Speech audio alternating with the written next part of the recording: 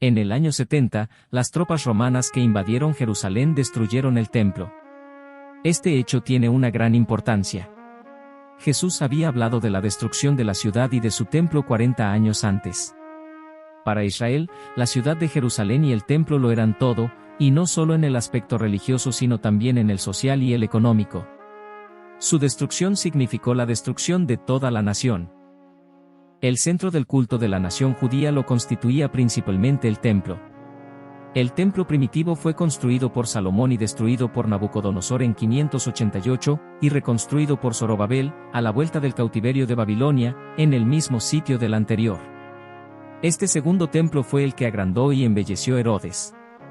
En primer lugar, se amplió considerablemente la explanada, lo que exigió grandes proezas de ingeniería. El muro de contención debía resistir grandes tensiones. 2 de sus esquinas colgaban sobre el valle y la plataforma estaba allí a unos 45 m por encima del suelo. En la esquina del sureste hubo que sostener la plataforma con una serie de arcos, conocidos en la actualidad como los establos de Salomón. En la parte exterior estaba el patio de los gentiles, rodeado de una muralla almenada. Los 4 lados del patio estaban rodeados de suntuosos pórticos al estilo helenista. Sobre el muro donde finalizaba el atrio de los gentiles, podían leerse rótulos en hebreo, griego y latín. Estos rótulos advertían muy seriamente que todo no judío que traspasara aquel límite sería castigado con la muerte. En el centro de este patio comenzaba el templo propiamente dicho. En primer lugar, el patio de las mujeres, en cada uno de sus ángulos se levantaban algunas salas. Venía luego el patio de Israel reservado a los hombres, separado por una balaustrada del patio de los sacerdotes. Allí estaba el altar, así como los mataderos. Alrededor de todo este espacio, nuevos pórticos y salones. El santuario era una imitación del de Salomón, un vestíbulo con una entrada majestuosa, la mesa de los panes de la proposición y el gran candelabro de los 7 brazos, el altar de los perfumes. Finalmente, separado por una cortina doble, el Santo de los Santos, en el que solo el sumo sacerdote entraba el día de la fiesta de la expiación. Profecías de Jesús sobre Jerusalén y el templo. Durante su vida en la tierra, Jesús realizó distintas profecías sobre la suerte de Jerusalén, la ciudad santa, y su templo.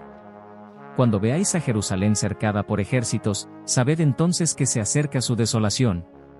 Y Jerusalén será pisoteada por los gentiles, hasta que se cumpla el tiempo de los gentiles. Después que Jesús salió del templo, mientras se alejaba, se acercaron sus discípulos para llamar su atención sobre las construcciones del templo. Pero él les dijo, ¿veis todo esto? En verdad os digo que no quedará aquí piedra sobre piedra que no sea destruida. Jerusalén, Jerusalén, que matas a los profetas y lapidas a los que te son enviados, ¿cuántas veces he querido reunir a tus hijos como la gallina a sus polluelos bajo las alas, y no quisiste? He aquí que vuestra casa se os va a quedar desierta. Os aseguro que no me veréis hasta que llegue el día en que digáis, bendito el que viene en nombre del Señor. Lucas 13, versículos 34 y 35. Jesús aprendería de sus padres el respeto y el amor por el templo y la ciudad santa. Sus padres iban todos los años a Jerusalén por la fiesta de la Pascua. Y cuando tuvo 12 años subieron a la fiesta como era costumbre. Lucas 2, versículos 41 y 42. A poco de haber nacido, Jesús fue llevado al templo lugar para la purificación de su madre tras el parto y, para presentarlo a uno Señor, como está escrito en la 1 Ley, Lucas 2, versículos 22 y 23. Cuando más tarde se convirtió en sujeto del tributo que obligaba a todo judío para el mantenimiento y culto del templo, Jesús lo pagó regularmente, sin poner ninguna objeción. Cuando entraron en Cafarnaúm, los recaudadores del tributo se acercaron a Pedro y le dijeron, ¿no paga vuestro maestro la didracma? Respondió, sí. Su amor por el templo era tal que los evangelistas narraron la expulsión de los mercaderes. Entró Jesús en el templo y expulsó a todos los que vendían y compraban en el templo, volcó las mesas de los cambistas y los puestos de los que vendían palomas, mientras les decía, escrito está, mi casa será llamada casa de oración, pero vosotros la estáis haciendo una cueva de ladrones. En el año 67 después de Cristo, el emperador Nerón envió al general Tito Flavio Vespasiano a Palestina para sofocar una rebelión de la población judaica, que ya hacía años que duraba. Vespasiano venció a los judíos en Galilea y, en la conquista de la ciudad de Jotapata hizo prisionero a un joven llamado José ben Matías, que era considerado como caudillo de los rebeldes de Galilea. Este José ben Matías estuvo entre los escasísimos supervivientes a los que se les respetó la vida. Al ser hecho prisionero fue llevado ante Vespasiano, y le pronosticó que se convertiría en emperador. Cuando al cabo de 2 años, Vespasiano entró en Roma como emperador, llevó consigo a José ben Matías, le concedió la ciudadanía romana y lo nombró historiador oficial del imperio. Se hizo llamar Flavio Josefo y después de la destrucción de Jerusalén y de la definitiva ruina de Israel, Josefo se estableció definitivamente en Roma, donde escribiría la guerra de los judíos, en la que describe la formidable tragedia de la que fue protagonista y testigo entre los años 66 y 70. Destrucción del templo y conquista de Jerusalén. Las facciones radicales judías de Jerusalén estaban totalmente decididas a sacudirse el yugo romano. En el año 66 después de Cristo, Roma envió a las legiones acaudilladas por Cestio Galo, gobernador de Siria. Años más tarde, el año 70 después de Cristo, el general Tito marchó a conquistar Jerusalén y su grandioso templo. Tito exhortó a los judíos a rendir la ciudad a fin de salvar la vida. A continuación, cercó la ciudad con estacas puntiagudas, eliminando la posibilidad de escapar o desplazarse. El general romano puso todo su empeño en salvar el templo. Tanto es así que, comenta Flavio Josefo, despertaron la irritación no solo de sus soldados sino también de sus oficiales, puesto que, por salvar un templo extranjero, causaba daños y perjuicios a sus hombres.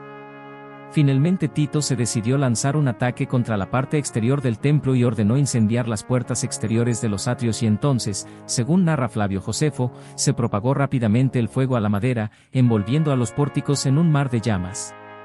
Tito ordenó apagar las llamas y abrir una brecha en dirección a las puertas, matando a los resistentes y salvando al mismo tiempo la construcción, ya que quería apoderarse del edificio que se había convertido en el núcleo principal de la resistencia.